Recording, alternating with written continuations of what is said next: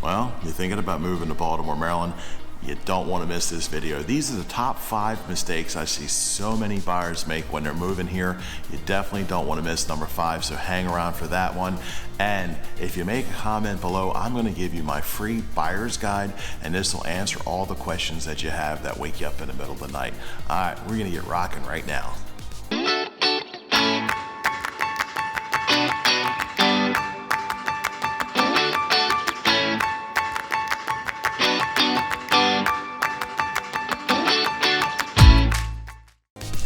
Well, hey, I'm John Ruckman. I'm the Charm City Property Dude, and these are the top 5 things you definitely want to avoid when you're buying a house here.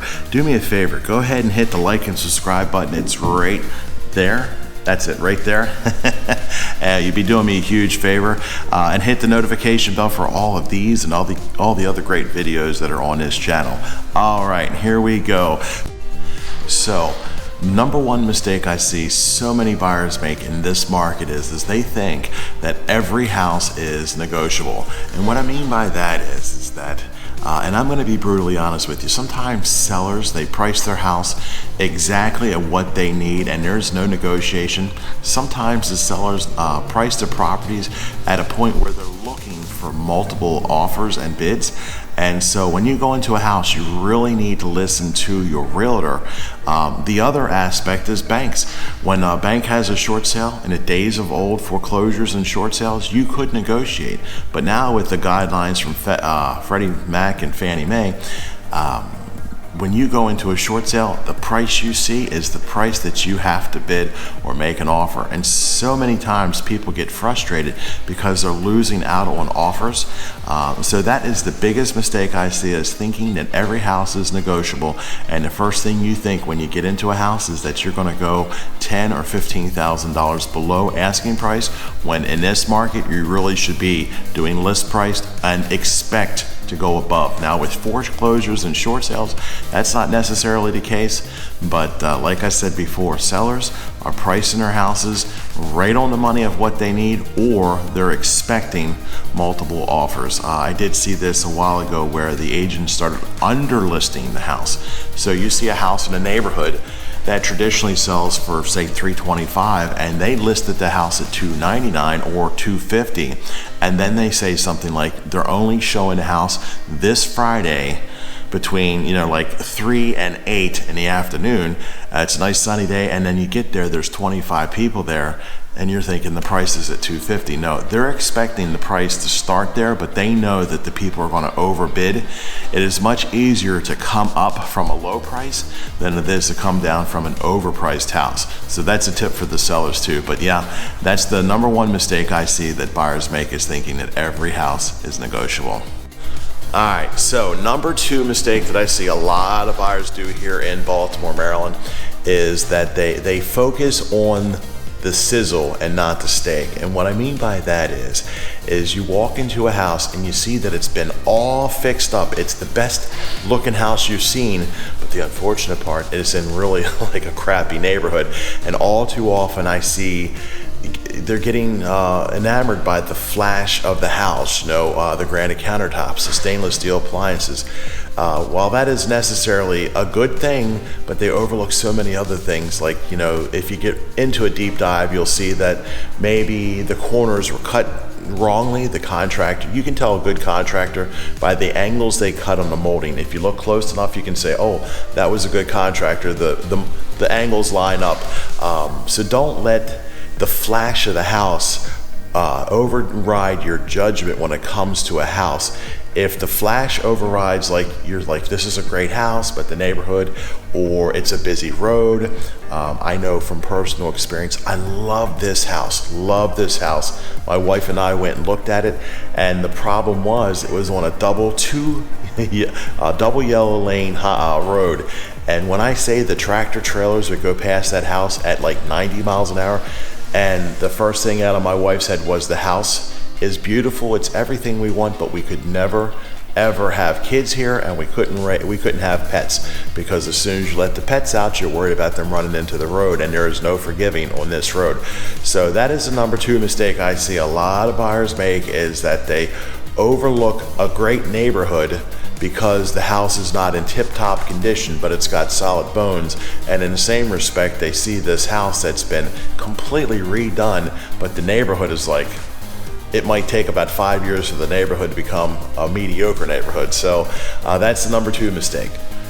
So the number 3 mistake I see that a lot of buyers make is they don't put down enough money on their down payment. And what I mean by that is they're calculating their mortgage payment on the other end, and you do realize the more you put down, the lower your mortgage payment is. It's not only for the lower mortgage payment, but sometimes in life things happen. Like for instance, the city could go through and do the road or redo the sewer system inside around your house, and guess who pays for that?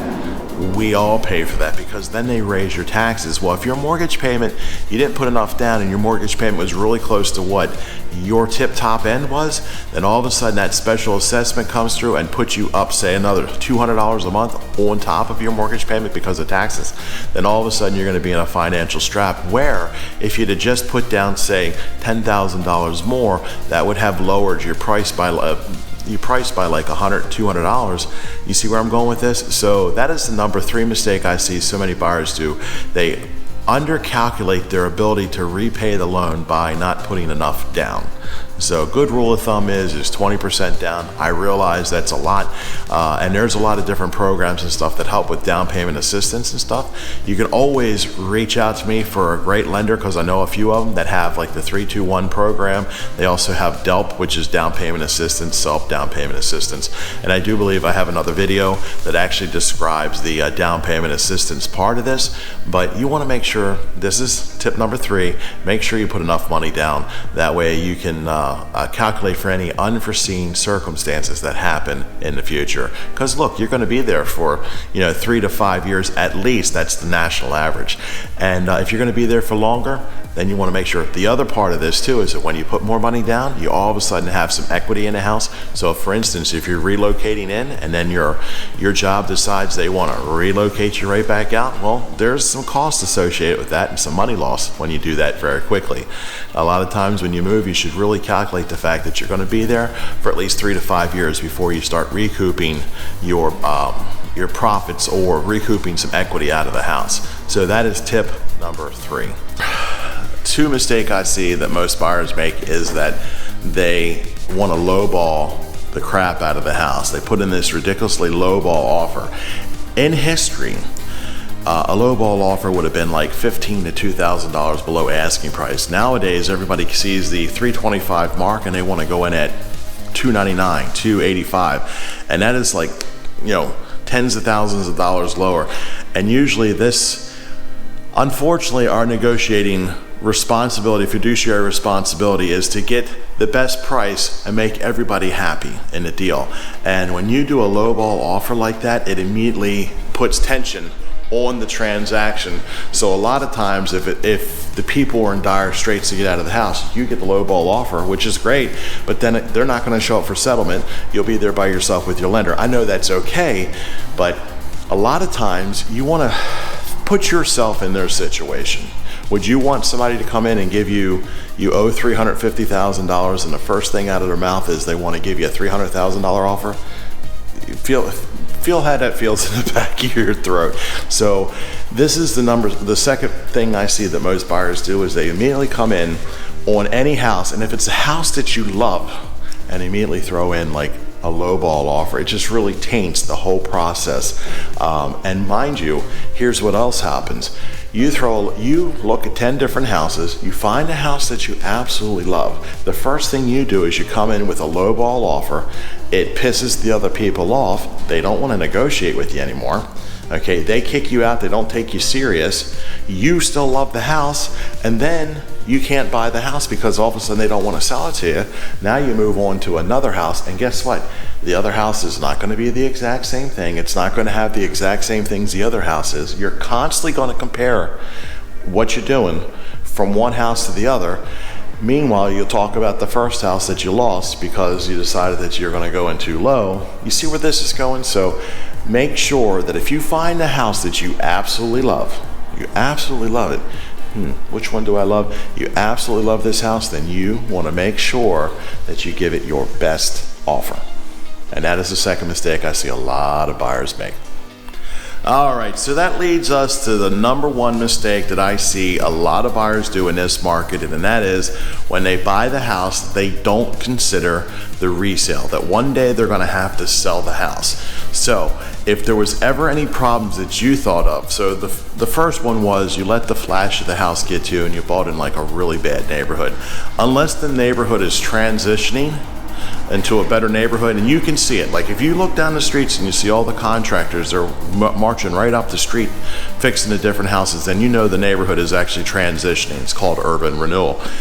But one day when you buy a house, one day you're going to be the home seller. So you're going to have to think about the things that you don't like about the house, and if the neighborhood's one of them, then that's definitely going to be an issue for somebody else that comes in. If for whatever reason there's a problem with the house that continuously is a problem, well, guess what? That's going to be a problem for the next buyers as well. I know there's a lot of different styles of houses and stuff. Whatever you find out about the house that you love is what the next buyer is going to love. So you want to pay attention to those facts. But the big thing I see a lot of buyers, mistakes they make, is buying a house without consideration that one day, and sooner or later, they're going to have to sell the same house. So those are the 5 mistakes there. I hope this video helps. There's like a list of 13. I'm going to do another video on this, on the mistakes that buyers make when they come into the area, because there's so many. But those are the top 5 that I could think of. But this was a great video. I like putting that together for you. Listen, I get a lot of phone calls, text messages, and emails from folks just like you. I absolutely love it. Love it, love it, love it. If you call or text or email me, don't worry. I've got your back when it comes to real estate. And do me a favor, hit that like and subscribe button down below, because then it lets YouTube get these videos and all the other great videos out to all the wonderful buyers that are coming into the area. Really appreciate that. Again, I'm John. I'm the Charm City Property Dude. And go ahead and I'm going to try to do this right. Go ahead and check out this video or that video right there. That one's really good.